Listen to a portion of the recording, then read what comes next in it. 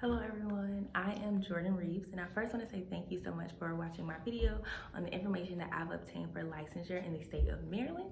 And I'll jump right into the academic and training requirements, although my worksheet has a more in-depth write-up of actual courses that have to be taken as well. So you do have to obtain a master's degree with a minimum of 60 graduate semester credit hours, with a minimum of 3 graduate semester credit hours in the following areas. So that includes human growth and personality development, social and cultural foundations of counseling, counseling theory, counseling techniques, group dynamics, processing and counseling, lifestyle and career development, appraisal, research and evaluation, professional, legal, and ethical responsibilities, marriage and family therapy, alcohol and drug counseling, supervised field experience, diagnosis and psychopathology, psychotherapy, and treatment of mental and emotional disorders. These are all the following areas that courses have to be taken in.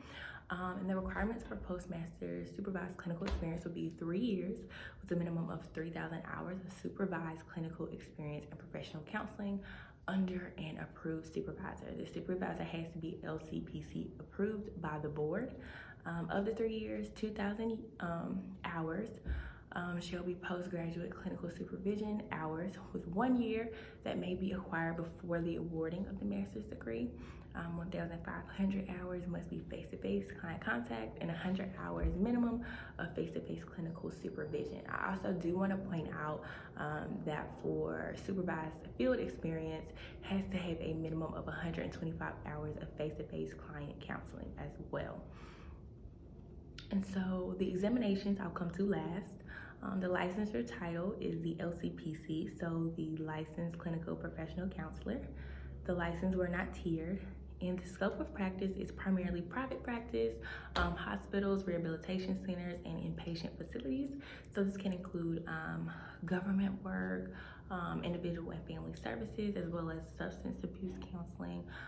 It is not limited to schools and churches, but the miscellaneous requirements include nothing too out of the ordinary. A criminal background check is required, as well as a KCARE accredited education. So the examinations that are required are the National Counselor's Examination of the National Board for Certified Counselors and the Maryland State Law Test.